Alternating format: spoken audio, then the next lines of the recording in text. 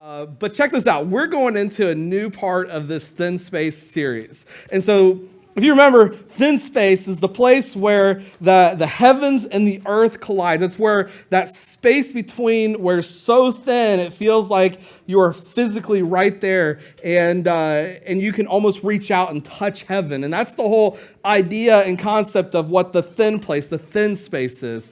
And over these next 5 weeks, I know it's crazy to even think about that, right? We're like 5 weeks away from Easter, which you know what that means? We're like 4 weeks away from shorts, all right? Now, some of y'all have already gone that way, okay? I get it. This week, I'll probably go that way on Wednesday when it's 70 degrees. But we're getting there. We're getting there, church. But I want you to hear this today. And I did not plan this with that song, so it's going to be kind of corny for a second. But I entitled this, Let Faith.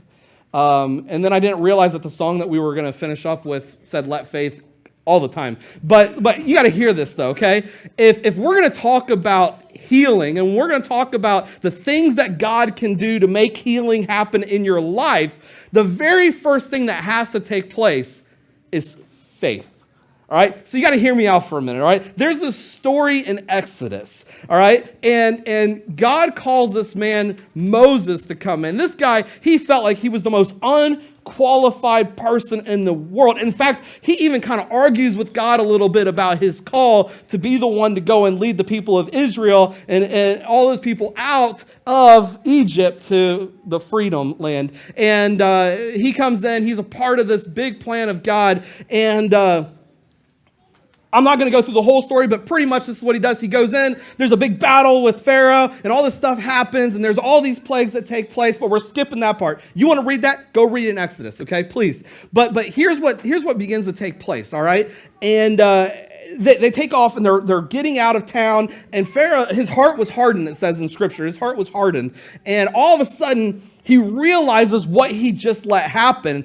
And pretty much all the slaves of the Israelites, they were gone, and now they were going to have to do the work themselves, and he wasn't cool with that. And so now they start, and they take off chasing after them, all right? And so here's the Israelites. They're led by Moses, and you've seen the pictures, right? Old dude, long beard, staff in his hand. I don't know, maybe not. Maybe he could have been like Hulk Hogan or something like that, but I don't know why we always paint the picture of these guys like that in the Bible. But anyways, so he's leading them out, and he gets out to this place, and all of a sudden, they collide with the sea. All right, so now they've gotten to the Red Sea. They're standing here and they're looking, and all the Israelites are sitting here going, "You have got to be kidding me. We just did all of this to be stopped?" And then they're questioning Moses, like, "Come on now, like, what are you doing, dude?" And Moses is just so chill. I love this. Check it out. Moses doesn't go, "Oh my gosh, you're right. Like, there's so much water here. Like, we can swim." No, you couldn't swim that. That was a long way to go. They just ran from Egypt. Like, they're trying to get out. Swimming wasn't really an option. Besides that, I don't know that Moses could swim. And so Moses stops. I made that part up, just so you know. Don't go tell somebody, like, okay. Anyways, so Moses walks up, and he's just so chill with this. And he just takes that staff, and he's just like, boom! And the seas part. And here the Israelites go across the shore. Like, dude, how does this have anything to do with healing? Check this out. If you want to allow healing to take place, you need to let faith make a way.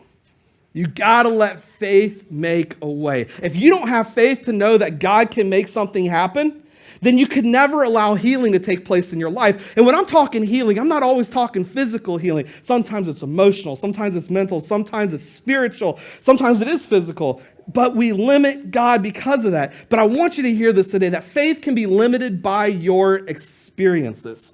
Here's the Israelites, and they have felt left down over and over and over again. They're just sitting here going, "Look, we are sitting here slaving over this land. We are just nothing but scum to these people here. And we've been asking God to do something because we're supposed to be God's chosen people, but all of this stuff is taking place." And here Moses shows up, and he's looking promising, and he's leading them to the promised land. And on their way, what happens? They collide with the Red Sea, and then all of a sudden, they turn on Moses because that was their experience.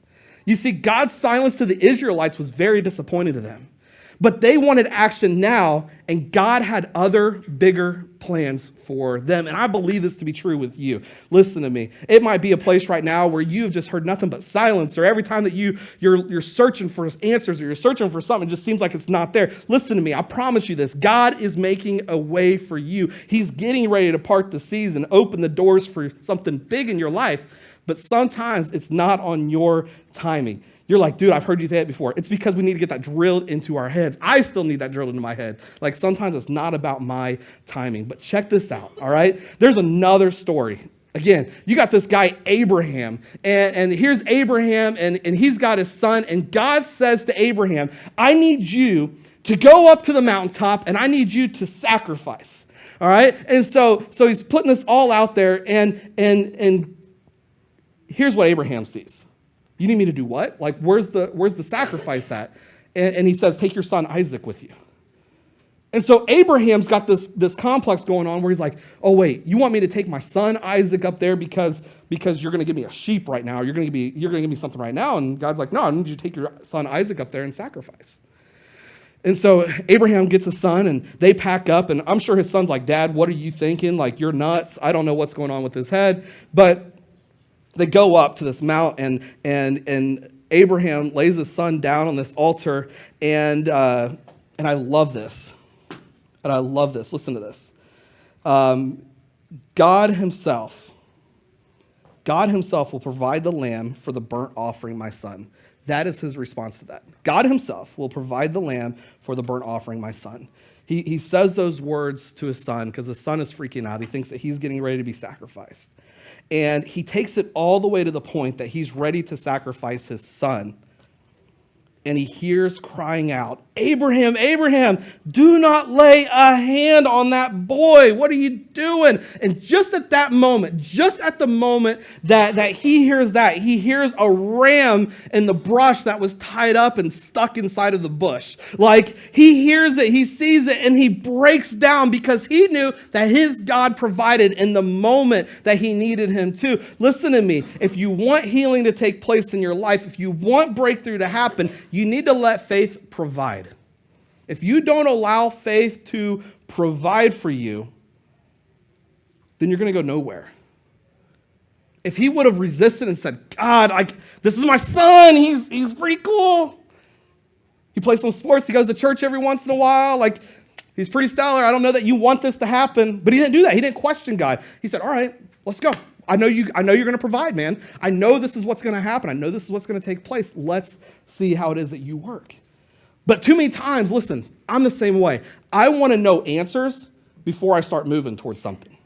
So my thing is not always going to be, all right, God, like, let's go. Let's see how this is going to work. Let's see how you're going to provide. And I get going like, man, I've really had to work on myself and my attitude and the way that I think, because so many times I was like, all right, God, you show me the plan and I'm going to go. But God's like, no, you go and I'm going to show you the plan on the way. But too many times we stop because we're like, oh, no, you have to show me this. Before I can move on, you need to show me this so I know what's going on. Because I want you to hear this today, okay? God doesn't always choose to heal. Listen, this is one of the things as a pastor that you get asked over and over and over and over again. Why didn't God heal me? Why didn't God heal my father? He had cancer, and other people have had cancer, and God's healed that, but why not this? And why hasn't my sight been restored? And why did this happen? And all these different things. But I want you to hear this today, because I was fighting with this question. I've been fighting with this question for so long. And I believe this, that God doesn't always choose to heal because he sees the curse that the blessing holds for you. He restores your vision, and he knows your heart. He knows what you're going to do with that vision. Maybe he knows what the outcome's going to be if he were to restore your life, or if he were to restore different things in your life that's going on. God doesn't always choose to heal for those purposes. You have to know and trust that there is a reason why the things are going on in your life, and God has it. Even in the midst of the storm, even in the midst of the chaos, God is in control. Even in the midst of Abraham thinking he could lose his son today to his own hand, he knew that God would provide in the way that he needed to provide. One more story for you. Check this out. Jesus is on the cross. And while he was hanging on the cross, nailed to the cross, there were two thieves with him. And while Jesus is up here and he's on the cross, people were just hurling insults at him, screaming at him.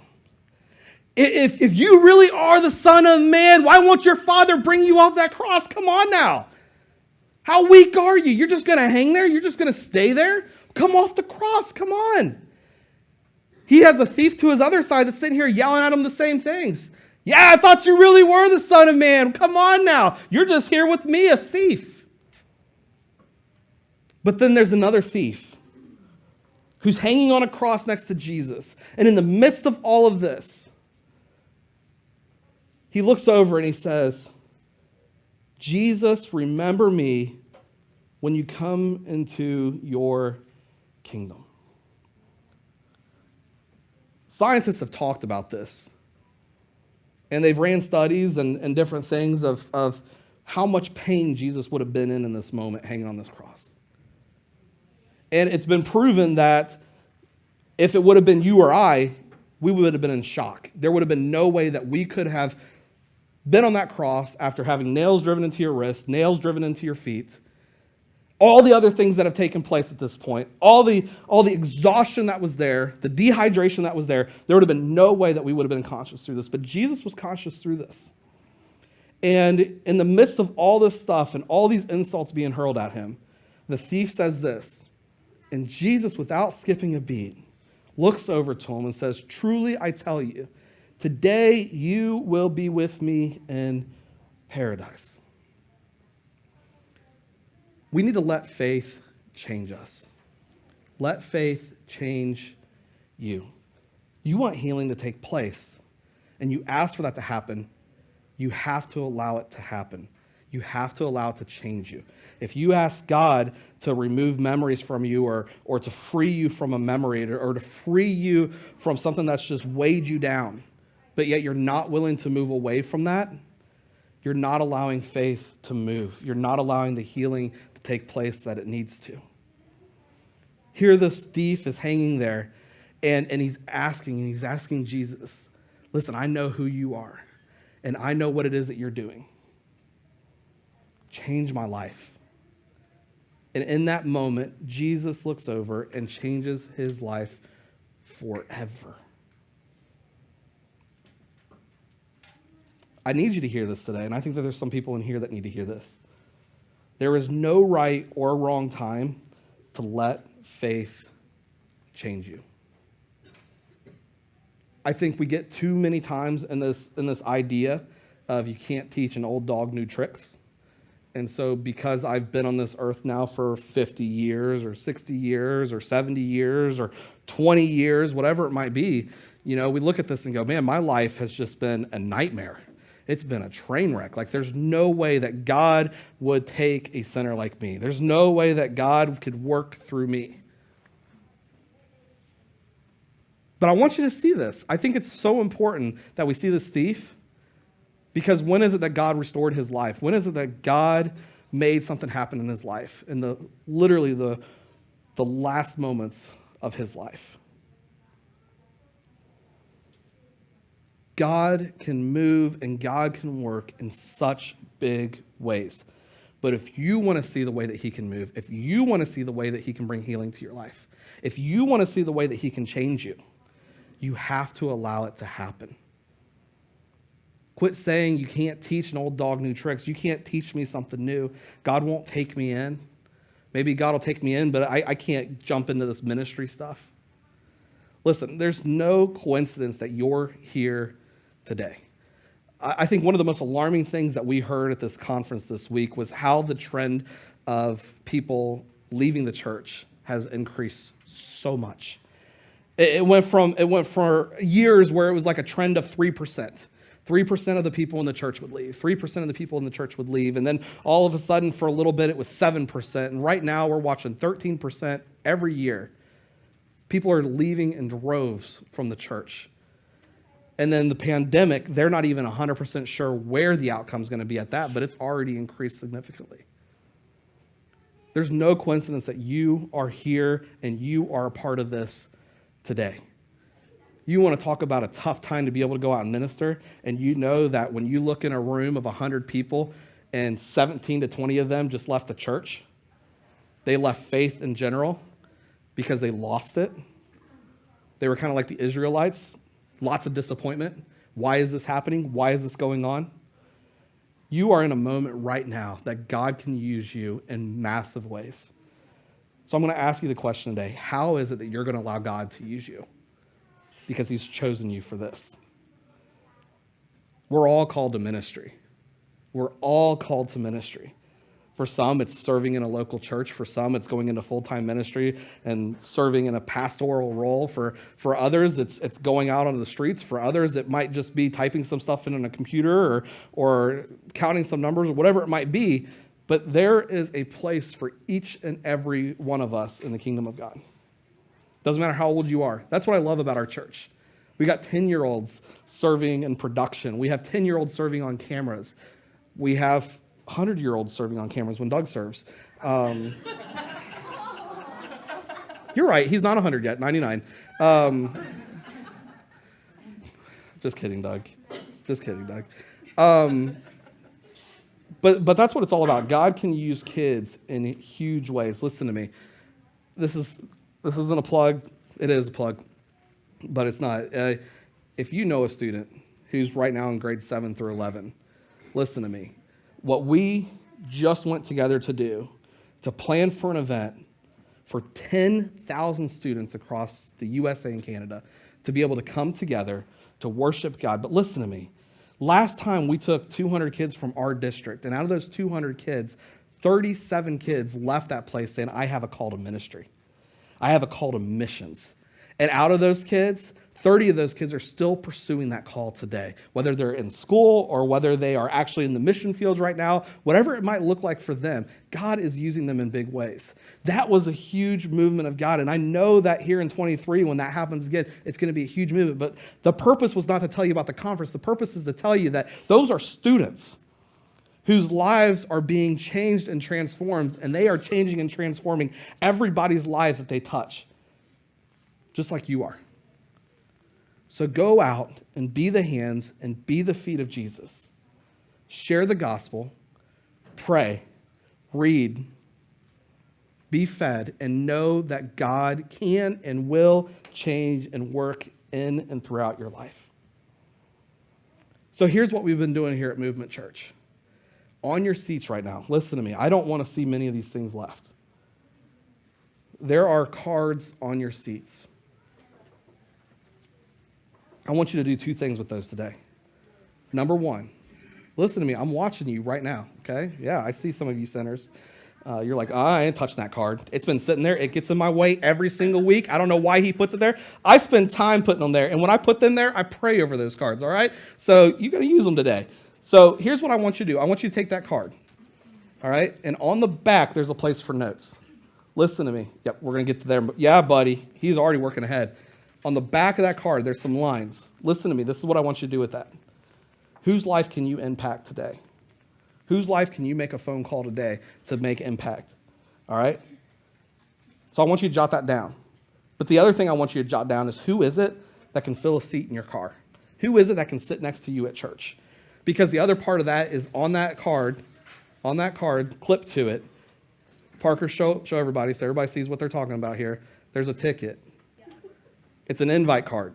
I want you to take that with you today. And I want you to invite somebody to come and be with you at church. It might take a couple weeks, might be a week, might be Easter, might be online, might be the waitress from Dos Lunas across the street. It could be the person working the drive-thru at McDonald's. I don't care who it is. It's also a great way to pick up somebody. Like if you're single in here and you're like, hey, like that's a great pickup line. Would you like to come to church with me? I'm just saying. Really? You laugh. I'm serious. You try it. Hey, I go to church. If they say, no, I'm not interested, and then you're like, hey, I'm not interested in you either then. So that's exactly it right there. Movement mingle. I don't know. We're going to work on that one. Parker and I will work on that one. We'll get a website going soon. He said, no way, dude. Florida messed me up, man. Those people down there, I don't know. Anyways, we're closing up, I promise. I want you to take those cards and listen, if you're next to a seat that doesn't have them and you want to take an extra one, grab one on your way out to take with you. But I want you to invite somebody to come back with you. And listen, it's not about bringing people into this building. Listen, this is going to sound really bad. I don't give a crap. Like, it's not about this. It's about inviting people to the kingdom. And so if they say, hey, I've already got a church, we celebrate that, and we like that. If this isn't a church for you, that's great. Like, we want to celebrate that with you because we know that there's a church for you. And we are not in this for Movement Church. We are in this to see the kingdom grow and to see lives changed. And so we are going to be doing that. We are praying on Wednesday nights here and getting together, and we're praying over lots of things. One of the big things is our facility. I believe that God is calling us to a new facility, and that's one of the things that we're going to be praying about quite often. And so we want to invite you to be a part of that at 6:30 on Wednesday nights. And there's many other ministries in this church. The women's group is an incredible group of women that come together, and they don't let it end on a Monday night. They minister to each other and talk to each other all week long through social media. And what an incredible group that is. They meet at 6:30 on Mondays. And then our men's group, solid group of men, and they're doing life right because this week they're going to go to Skyline and Troy at 7 o'clock. And so it's a little late for Skyline. Can I go? Dude, yeah, show up. Where's it at? What day? So Tuesdays. Tuesdays at 7 o'clock is our men's group. And we're excited about the things that God is doing here at Movement Church. And so if you would, let me pray for you today. And listen, as we move forward into this season of healing, I know that God has some pretty big things in store for you. And allow God to make a way in your life. Allow God to provide for you. And allow God to make changes in your life. Listen, I want to say one more thing because I don't want this to hold you back. Here in like 5 weeks is Easter. And I'll tell you what I'm excited about. I'm not excited because it's Easter. It's cool. Church, that's a church holiday, right? Big day. But we're doing baptisms that day. And I believe that there's a good handful of you that are interested in being baptized. And we've already got some people signed up. And we want to do that. And so if you're interested in taking that next step, if you've not been baptized, but you're sitting here saying, oh man, like I can't do this. Listen, God is wanting to change your life in big ways. Would you talk to one of the staff here, one of our ministry leaders here at the movement, and we would love to take those next steps with you in baptism. Jesus, I thank you so much for how it is that you continue to work, how it is that you continue to show yourself, how it is that you continue to provide, to make ways, and to change lives. Father, it's incredible to see the testimonies this weekend from youth pastors and leaders all across the country and the celebrations that they had in ministry and in life. But Father, we know that you have something big planned in store here. And we want to thank you for calling us in this time that we see a decline. Father, I pray that we see an incline. I pray that we see people coming to know you in the greatest of ways possible, Father. And I pray that you use each and every one of us in this room, that we don't allow our past to be a roadblock to what it is that you want to do in our lives. But Father, that we see it and we know it, that you are in control, that you have a plan, you have a purpose. And Father, that we are just here to follow that. And I cannot wait to see how it is that you move in and throughout these people today. We love you, Jesus, so much. It's in your name I pray. Amen. Hey, God bless you guys. Thanks for